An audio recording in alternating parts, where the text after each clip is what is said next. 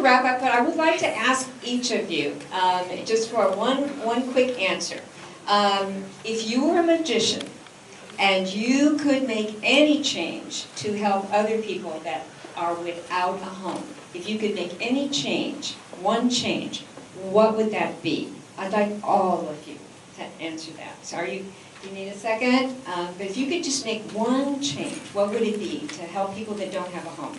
I have the mind of an architect. Like, I don't know. I mean, I could just see the build. You know, I would just, I mean, and I have like a lot of ideas. That's hard for me to ask for one change. But it would be that there would be a certain kind of housing. Is that what you? Well, and I see different. There's homelessness on different levels and different, I guess, reasons. Yes.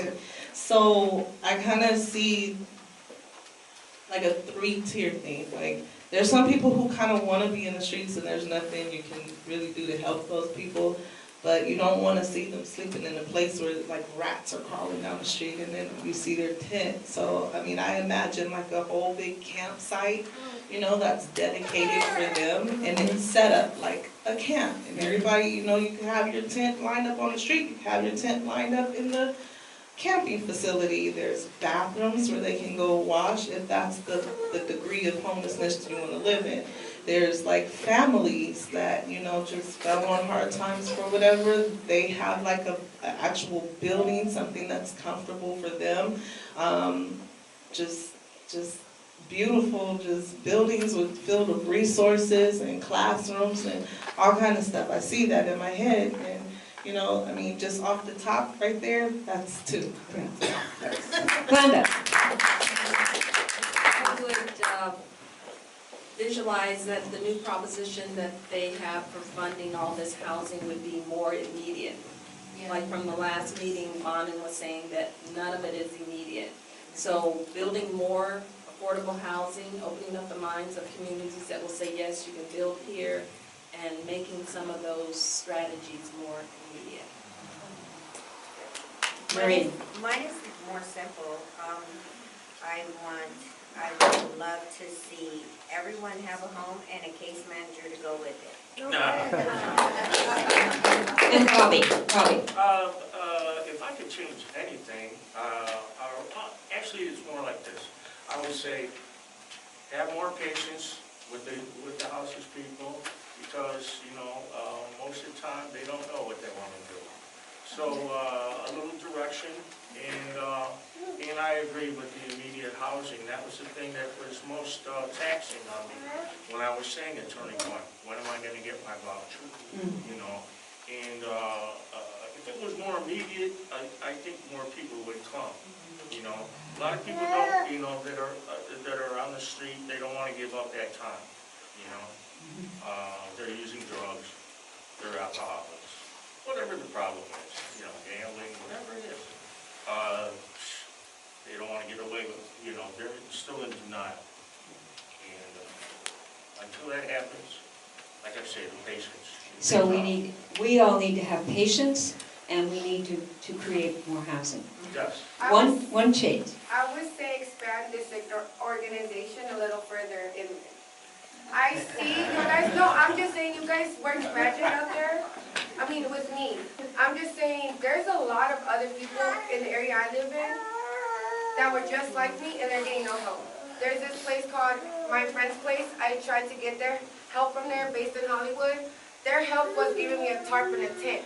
They weren't sending me to speak to someone. Yeah, I get where they were giving it to me. They wanted to make sure I was sheltered, but that just made me feel like I was comfortable. Like I could just, I didn't like the way they handled that. They would provide me everything for me to be comfortable on the streets, but to me it was like, no, give me options to go indoors. Yeah. Where's the shelters? Where's this? Where's that? I was doing a better job than that organization itself. So I would say you guys will work magic itself, just moving in there. I think you guys would help everyone else out there.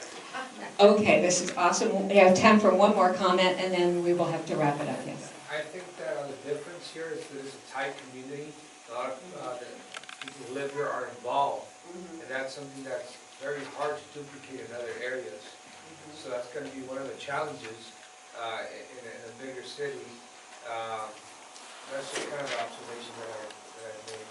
That's very helpful, and I think that's a conclusion that we're starting to draw too. Okay, Doug, where are you? I'm going to turn it back to you. I just thank you all for all of this. I want to echo what Carlos and Yaya have said. When we went to the people concerned originally and proposed this idea, they had never done this kind of thing with a community before. It's always been government. They were very apprehensive, so this was an experiment. I think they are very pleased that they did it. And I have gotten an email probably every other week from somebody in some other community, not Lancaster actually, but asking, can they come talk to us because they want to copy this model, and then I never hear from them. It's hard. I think the point is kind of what Carlos is saying. The Palisades has amazing volunteers that actually work. They don't phone it in. And that's kind of threatening to a lot of other communities where they'd actually have to work. It is kind of unique. But you should know Malibu right now, they have copied our model, and it looks like it's working. They have issues. But I think more and more people will come to grips with what we're doing here. And we love all of what you guys have said, so we're in tune. Can I just say one thing? Yep. Just from an outsider watching this community work so well with Janet, I've never seen, we all know that there are often resources available to homeless people and they can go seek them out, and sometimes they're not able to seek them out, but they sought her out. But the other thing that hasn't been brought up is she was asked to do things. She was held accountable. She was required to do a lot of things. It wasn't just like, I will give you this, I will give you that. She always told me, I have to attend meetings, I must get educated. She was accountable. And you know what, too? It was a reward to her because she knew if she stepped forward and put in the hard work. She told me when I first met her on the beach, she says, I thought nobody cared about me anymore. I just thought I was one of those people that nobody cared about. But this community did step forward. No, but you worked hard. One of the strongest women, and I know a lot of strong, smart women, one of the strongest women who comes from such a tough background, a background that we would not want for anybody, doesn't whine, is not a victim, and is standing strong. Yes, has weak moments, needs a little support and love. And she's gotten it. She's gotten it from Maureen.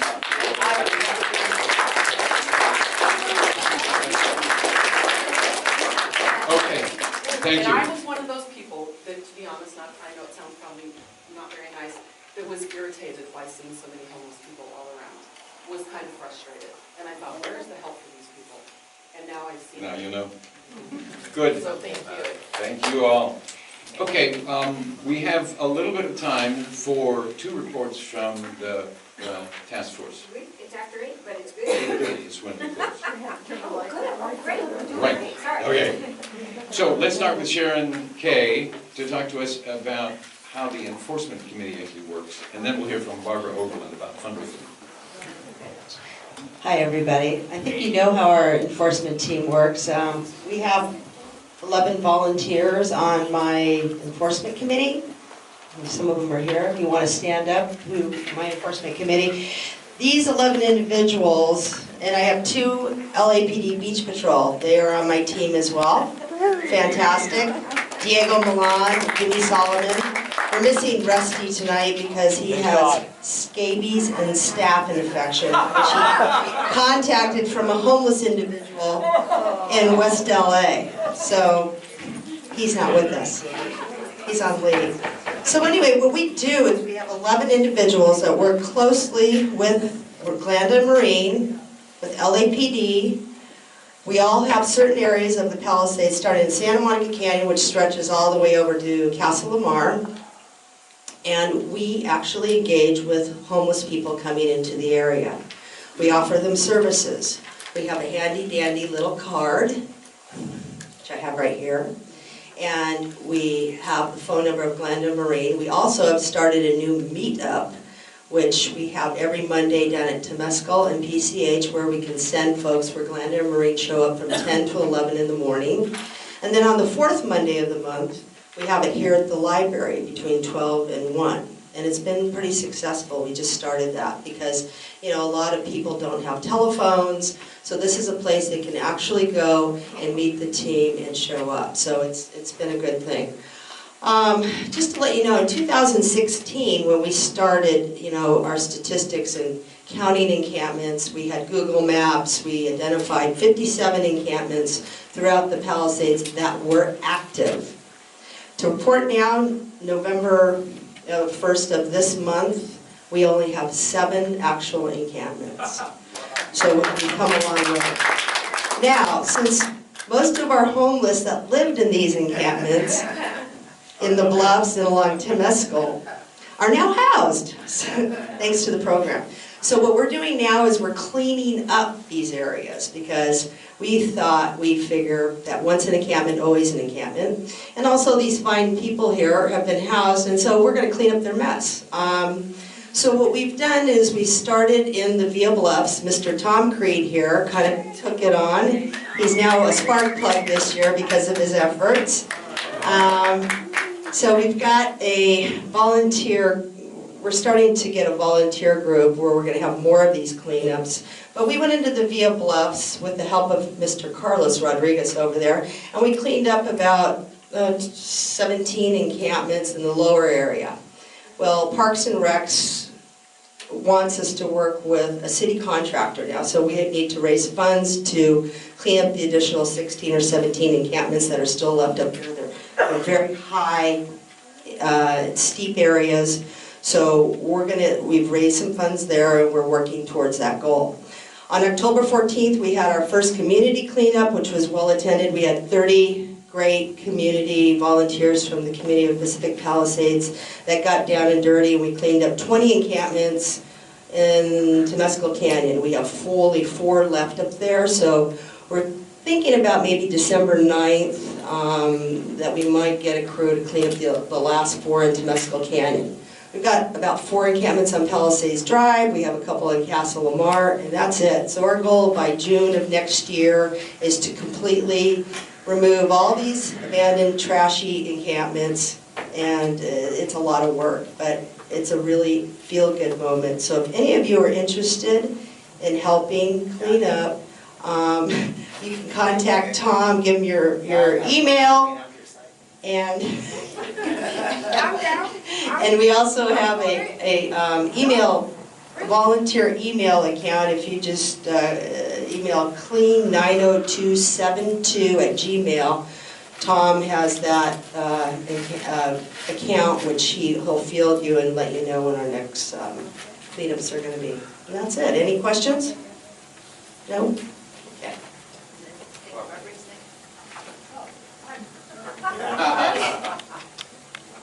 Can you all hear me? Excellent. I hate my I'm Barbara Oberlin, the chair of the fundraising endeavor, and when somebody was talking about let's spread this, east, my heart kind of at any rate, when we started our fundraising at the end of 2015, we decided that we would raise $500,000. This became a 3-year project with the outreach team. So the $500,000 was to fund the outreach team for 3 years, as well as for incidental expenses. I'm happy to report that as of our last treasurer's report at the end of October, we've raised $528,000.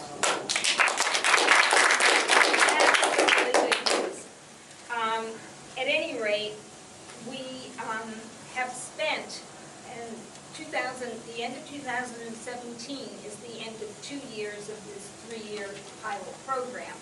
We have spent, as through June, about $210,000. But what we're finding as this program goes on is that we have other things that we never thought about. And that is that we are concerned with housing and safety.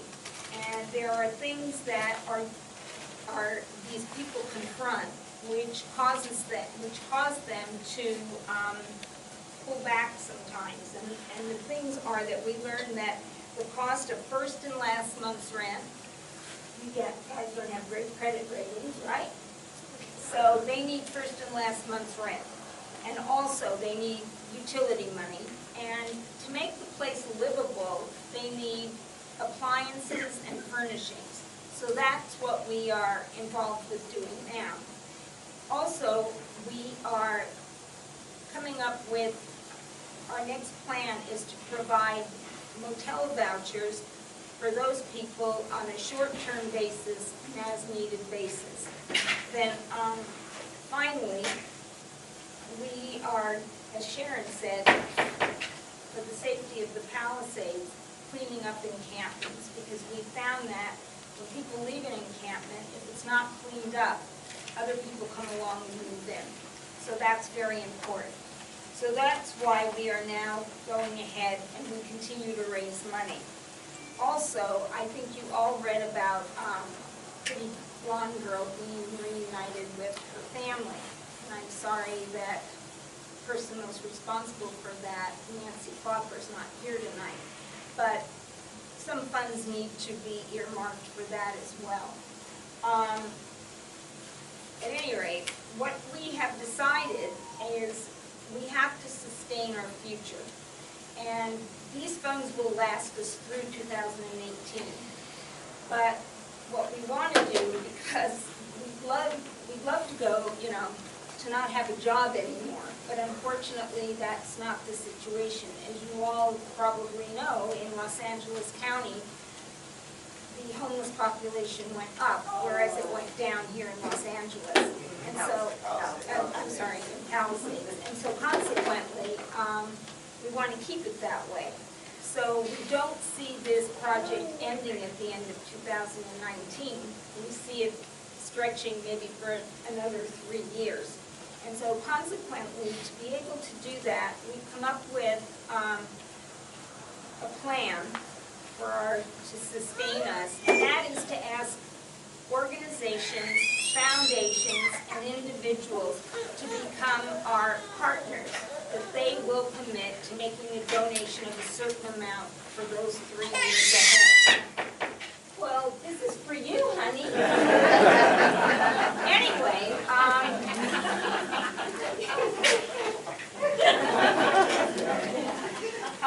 several of these people have already accepted, and what the ultimate goal is, and I think Sharon touched on it, we are a model, and we want to get some of those funds.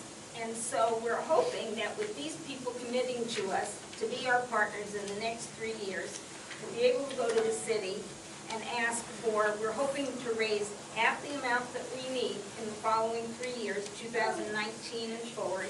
And then we want to go to the city and ask for matching funds from Proposition H and Proposition Triple H. But we're very hopeful about that, and I think we'll be able to present them with a lot of evidence. So let's all keep our fingers crossed. At any rate, I really feel that if we continue to collaborate like this together, we can ensure that we continue housing for all of these lovely people, and we'll keep maintaining the number of homeless, decreasing in our community. So thank you.